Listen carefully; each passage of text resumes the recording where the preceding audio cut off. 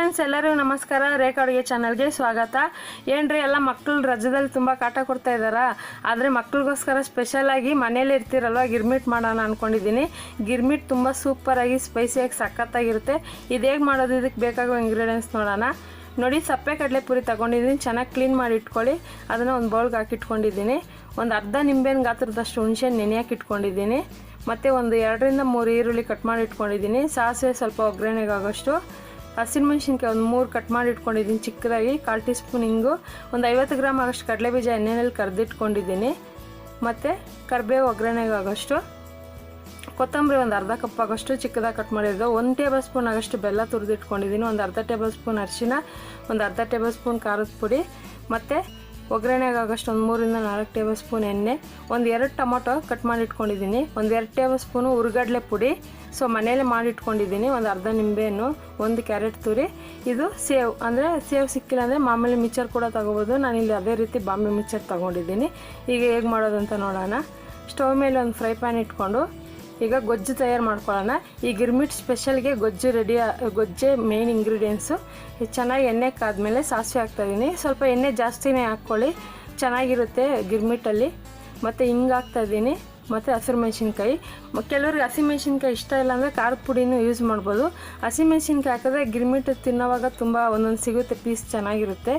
ಮತ್ತು ಈರುಳ್ಳಿ ಕರಿಬೇವು ಸೊಪ್ಪೆಲ್ಲ ಹಾಕ್ಕೊಂಡು ಚೆನ್ನಾಗಿ ಫ್ರೈ ಮಾಡಬೇಕು. ಈ ಗೊಜ್ಜಲ್ಲಿ ಈರುಳ್ಳಿನ ಫುಲ್ಲು ಗೋಲ್ಡನ್ ಕಲರ್ ಬರೋವರೆಗೂ ಫ್ರೈ ಮಾಡ್ಕೊಳ್ಳಿ. ಈಗ ಇದಕ್ಕೆ ಒಂದು ಅರ್ಧ ಟೇಬಲ್ ಸ್ಪೂನ್ ಅರಿಶಿನ ಹಾಕ್ತಾಯಿದ್ದೀನಿ. ಅರಿಶಿನ ಒಳ್ಳೆ ಕಲರ್ ಸಿಗುತ್ತೆ, ಒಳ್ಳೆ ಟೇಸ್ಟ್ ಕೂಡ ಡಿಫ್ರೆಂಟಾಗಿರುತ್ತೆ. ಸೊ ಮಕ್ಕಳು ರಜಾ ಮನೇಲಿದ್ದಾಗ ಏನಾದರೂ ಒಂದು ಕೇಳ್ತಾನೆ ಇರ್ತಾರೆ, ಇಲ್ಲಾಂದರೆ ಹೊರಗಡೆ ಕರ್ಕೊಂಡೋದಾಗ ನೀವು ಕೊಡಿಸ್ತಾ ಇರ್ತೀರ. ಸುಮ್ಮನೆ ಅನಾವಶ್ಯಕವಾಗಿ ದುಡ್ಡು ಕೂಡ ಖರ್ಚಾಗುತ್ತೆ. ಈ ಥರ ಮನೇಲೇ ನೀವು ಇದ್ದಾಗ ಮನೆ ಫ್ಯಾಮಿಲಿ ಜೊತೆ ಒಂದು 4-5 ಜನ ಮನೇಲಿ ಇರ್ತಿರಲ್ಲೋ, ಎಲ್ಲರಿಗೂ ಮಾಡ್ಕೊಬೋದು ಖುಷಿಯಾಗಿ. ಈಗ ಇದಕ್ಕೆ ಹುಣಸೆ ರಸ ಹಾಕಿ, ಬೆಲ್ಲ ಕೊತ್ತಂಬರಿ ಎಲ್ಲ ಹಾಕಿ ಚೆನ್ನಾಗಿ ಮಿಕ್ಸ್ ಮಾಡ್ತಾಯಿದ್ದೀನಿ. ಇದು ಒಂದು ಗೊಜ್ಜು ರೆಡಿ ಆಗಬೇಕು. ಈ ಹುಣಸೆ ರಸ ಹಾಕಿದಾಗ ಸ್ಟವ್ ಫುಲ್ಲು ಸಿಮ್ಮಲ್ಲಿ ಇಟ್ಬಿಡಿ, ಯಾಕಂದರೆ ಉರಿ ಜಾಸ್ತಿ ಇದ್ದರೆ ಗೊಜ್ಜು ಬೇಗನೆ ಆಗೋಗುತ್ತೆ ಮತ್ತು ಚೆನ್ನಾಗಿ ಬೆಂದಿರಲ್ಲ. ಹುಣಸೆನೂ ಹುಳಿ ಆಗೇ ಇರುತ್ತೆ. ಸ್ವಲ್ಪ ಲೈಟಾಗಿ ಸಿಮ್ಮಲ್ಲಿ ಇಟ್ಕೊಂಡು ಚೆನ್ನಾಗಿ ಮಿಕ್ಸ್ ಮಾಡಬೇಕು. ಈಗ ಇದಕ್ಕೆ ಉಪ್ಪು ಹಾಕ್ತಾಯಿದ್ದೀನಿ, ಯಾಕಂದರೆ ಸಪ್ಪೆ ಕಡಲೆಪುರಿ ತೊಗೊಂಡಿದ್ದೀರಲ್ಲ, ಉಪ್ಪು ಸ್ವಲ್ಪ ಜಾಸ್ತಿನೇ ಹಾಕ್ಕೊಳ್ಳಿ. ಚೆನ್ನಾಗಿ ಗೊಜ್ಜು ರೆಡಿಯಾಗಿ ಮೇಲೆ ಎಣ್ಣೆ ಬರಬೇಕು, ಆವಾಗ ಗೊಜ್ಜು ತಯಾರಾಗಿದೆ ಅಂತ ಅರ್ಥ. ಈಗ ಗೊಜ್ಜು ರೆಡಿಯಾಗಿದೆ. ಈಗ ಹೇಗೆ ಮಾಡೋದಂತ ನೋಡೋಣ. ನೋಡಿ, ಒಂದು ಅಗಲವಾಗಿರೋ ಪಾತ್ರೆಗೆ ಕಡಲೆಪುರಿ ಹಾಕಿದ್ದೀನಿ. 1 ಲೀಟ್ರಿಗಿಂತ ಸ್ವಲ್ಪ ಜಾಸ್ತಿನೇ ತೊಗೊಂಡಿದ್ದೀನಿ ನಾನು. ಈಗ ಇದಕ್ಕೆ ಗೊಜ್ಜು ಹಾಕ್ತಾಯಿದ್ದೀನಿ. ನೋಡಿ, ಅರಿಶಿನ ಹಾಕಿರೋದಕ್ಕೆ ಒಳ್ಳೆ ಕಲರ್ ಬರ್ತಾಯಿದೆ. ಮಿಕ್ಸ್ ಮಾಡ್ತಾಯಿದ್ದೆ, ಒಳ್ಳೆ ಫ್ಲೇವರ್ ಬರ್ತಾಯಿದೆ ನನಗೆ. ನಮ್ಮನೇಲಂತೂ ನಮ್ಮ ಸಿಸ್ಟರ್, ನಮ್ಮ ಬ್ರದರ್ ಕಾಯ್ಕೊಂಡಿದ್ದಾರೆ ಯಾವಾಗ ಮಾಡೋಣ ಅಂದ್ಕೊಂಡು.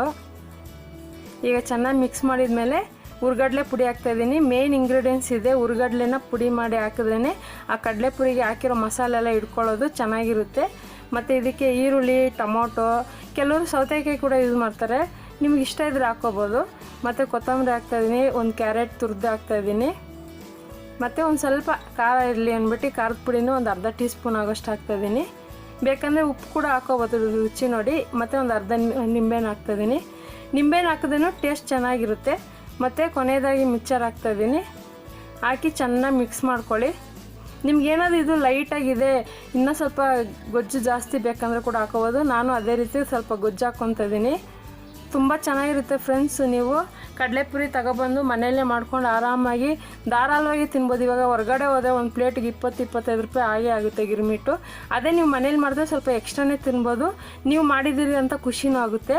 ಈಗ ರೆಡಿಯಾಗಿದೆ. ಇದಕ್ಕೆ ಕಡಲೆ ಬೀಜ ಜೊತೆ ನಾನು ಡೆಕೋರೇಷನ್ ಮಾಡ್ತಾಯಿದ್ದೀನಿ. ಮತ್ತು ಇದ್ರ ಜೊತೆಗೆ ಒಂದು 2 ಹಸಿರು ಮೆಣಸಿನ್ಕಾಯಿನ ಇಡ್ತಾಯಿದ್ದೀನಿ. ಹಸಿಮೆಣ್ಸಿನ್ಕಾಯಿ ಏನಿಲ್ಲ, ಒಂದು ಸ್ಪೂನ್ ಎಣ್ಣೆ ಹಾಕಿ ಚೆನ್ನಾಗಿ ಹುರ್ಕೊಳ್ಳಿ, ಒಂದು ಸ್ವಲ್ಪ ಉಪ್ಪು ಉದುರಿಸಿ ಅಷ್ಟೇ. ತುಂಬ ಸಿಂಪಲ್. ನೋಡೋದಲ್ಲ ಇವತ್ತಿನ ರೆಸಿಪಿ ಗಿರ್ಮಿಟು. ಈ ರೆಸಿಪಿನ ನೀವು ಮಾಡಿ ನಿಮ್ಮ ಮಕ್ಕಳ ಜೊತೆ, ನಿಮ್ಮ ಫ್ಯಾಮಿಲಿ ಜೊತೆ ಎಂಜಾಯ್ ಮಾಡಿ. ಮತ್ತು ಹೇಗಿದೆ ಅಂತ ಕಮೆಂಟ್ಸ್ ಮಾಡಿ. ಮತ್ತಷ್ಟು ಈಸಿ ರೆಸಿಪಿಗೋಸ್ಕರ ರೇಖಾ ಅಡುಗೆ ಚಾನಲ್ನ ಸಬ್ಸ್ಕ್ರೈಬ್ ಮಾಡಿ, ಶೇರ್ ಮಾಡಿ, ಲೈಕ್ ಮಾಡಿ. ಈ ವಿಡಿಯೋ ನೋಡಿದ್ದಕ್ಕಾಗಿ ಎಲ್ಲರಿಗೂ ತುಂಬ ಧನ್ಯವಾದಗಳು.